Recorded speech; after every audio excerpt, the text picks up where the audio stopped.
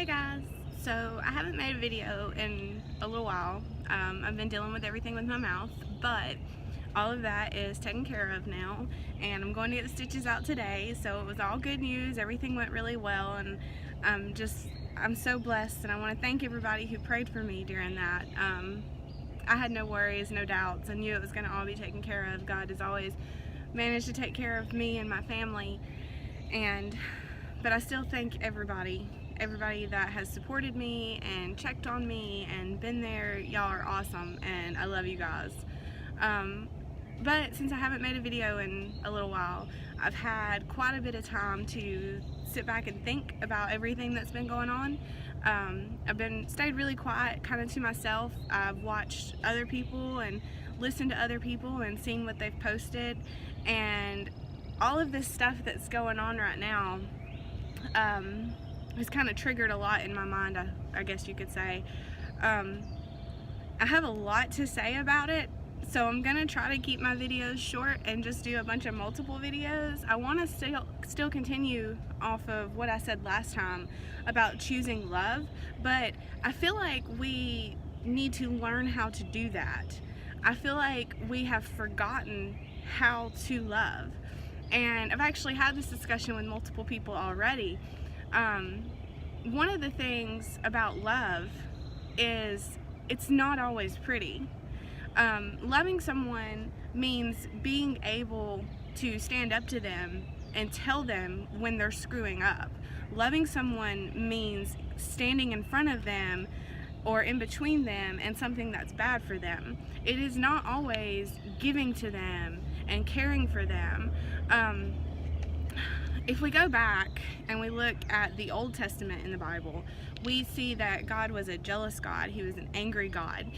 He taught us to fear Him. He flooded the earth.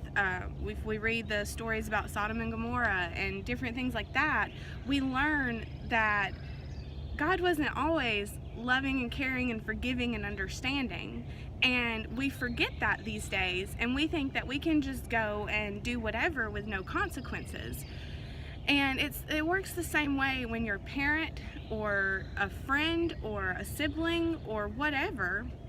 When you love someone, you have to stop them from doing things that are bad for them. Sometimes it has to be ugly. If you have a family member or a friend who has an addiction to drugs or alcohol or pornography or anything, you have to stand up and you have to tell them that this is a problem. You have to help them. You cannot continue to feed their addiction. You cannot continue to condone it and allow it. 95% of the people who I know who have overcome addictions of any sort have said that it's because their family finally stopped feeding them. They finally started helping them instead. And that's what we're not doing as parents. You know, we say everybody is in competition with each other these days. Social media has made that impossible to avoid because we can make our lives look like anything that we want to on social media. I can make you think that I'm doing fine and I'm happy and I'm rich while I'm sitting at home broke and completely depressed, you know. So we get into competitions with each other and we all try to be better. So we start throwing in opinions and we start saying, well, what I'm doing is better than what you're doing, so you need to do what I'm doing. We stopped spanking our children. We stopped disciplining our children. We started letting them do whatever because we had to be better than the person next door. But we couldn't do that financially or in any other way other than to just let our kids run wild. So in that, we now have a generation of people who are disobedient. They feel like they are entitled to anything that they want. They feel like they don't have to do anything. They don't have to work because they have parents who are going to take care of them because their parents love them. And that's not always the case. You know, I was a very lazy child. Anybody who knew me growing up knew that I didn't do anything. I felt very entitled. Most people, I remember when I first became a mother, when I first started this journey that I'm on, a lot of people said that I was never going to make it because I felt like I didn't have to work. I felt entitled. And let me tell you, for the first couple of years, that is about exactly how it went. I learned the hard way though. My parents had to cut me off. My parents had to say, you got to do this on your own. You've got to figure this out, because guess what? We're not always going to be here. So what are you supposed to do if we're not here? And that's the mentality that we have to think about. You know, we're not all always going to be here. We're not all always going to be able to take care of these people that we love. So we love them enough to back up and make them do it. And my parents did. And I thank them every day for doing what they did, because it's made me the woman that I am today. And it's taught me to raise my children and take care of my children in a better way. And it's taught me to be a better mother and a better friend and a better daughter. And I have learned more respect for them because of what they did to me. And they wasn't horrible. You know, they did not let me and my kids starve. They still loved us and they still took care of us. But they told me basically that it was time to grow up. And it was. It really was. And I did. So that's one of the things that I feel like as parents we struggle with today. We have so many of our own issues internally. We subconsciously sabotage our children from growing up because we are afraid of them leaving us. We want them to need us. We want them to want us. We don't want them to do better than us. And that is 95% of the parents out there. We fear that our kids are going to surpass us in life, and then they're no longer going to want us or need us. But if we do our job as parents, if we love them, if we take care of them, if we teach them, they're going to come back to us always. They're always going to love us. They may surpass us, but we should be proud of them for that, not envy them for it. Envy has become the biggest problem that I have seen. And I had a conversation with someone this week whose opinion I value very much, and I very highly respect this person, about how narrow-minded that we can be sometimes. We see our side of things, our picture, where we're standing, and like, this is what we've got, and we feel like this is the best way to handle it. And we're arguing with someone who's standing on the other side, looking at it in a also very narrow way, but from a different angle. We don't see the bigger picture of things. We don't understand what goes on elsewhere with things. And we're really not meant to.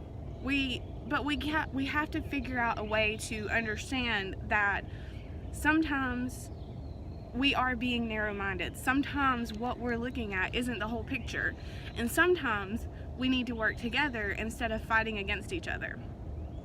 And that's where God comes in, because God is the only one that sees the whole picture. God is the only one that knows the outcome. He is the only one who knows what's going to happen. So we have to trust in Him and believe in Him that it's going to be taken care of. And we have to love each other. We have to treat each other with respect. We have to help each other. And we have to pray together and believe that God's going to take care of it. And that is the only problem today. And I'm going to talk more on that further throughout my videos. Like I said, I don't want to get them too long, but I do want to talk a good bit about where we are at with our faith, because I honestly believe wholeheartedly that is the problem.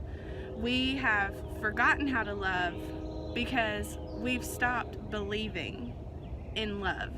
We've stopped believing in God. We have strayed away from what is right, what the Bible says, and we have turned it into what we want it to be. And we are making the Bible and our religions and our faith and everything around us fit our lives and what we think is right, when in all reality most of the time we're wrong. So we'll talk more about that in the next video that I make. And I'm just going to continue going with this movement that I have started. Choose love. You know, it's so simple. It's so super simple to just be nice to somebody. If somebody's rude to you, be nice to them.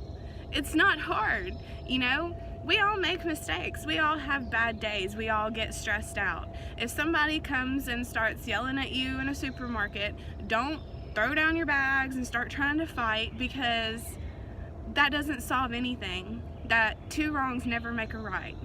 Just smile and say, I'm sorry you're having a bad day, and I'm glad that you took it out on me instead of someone else, because I'm gonna walk away. And you'll be amazed at how much you can change by just choosing love. Help somebody out. If you see somebody struggling to buy gas or groceries, help them out if you can. And the difference that things like that will make in this world is the difference that's going to change where we're at right now. Whether or not kids are walking up or walking out isn't going to change it, because the problems that we have, we created, not our kids. The problems that we have, we started by saying that they could do whatever they wanted to do, because we were doing whatever we wanted to do. So nothing that is going on right now, whether or not it's kids shooting other kids in school, none of it has to do with the kids. And what they're doing is not going to change anything. It's not going to make a difference. It has to start with us. We have to show our children a different example. We have to walk them down a different path. We lead by example. They follow what we do, not what we say. So as long as we are still running around, arguing, fighting, raising hell, being stupid, our kids are going to do the same thing. So stop worrying about what these kids are doing. These kids are just being kids. They want to make a difference. They want their name to be put in history. We all did when we were that age. We all would have done what they're doing right now. This has nothing to do with what these kids are doing.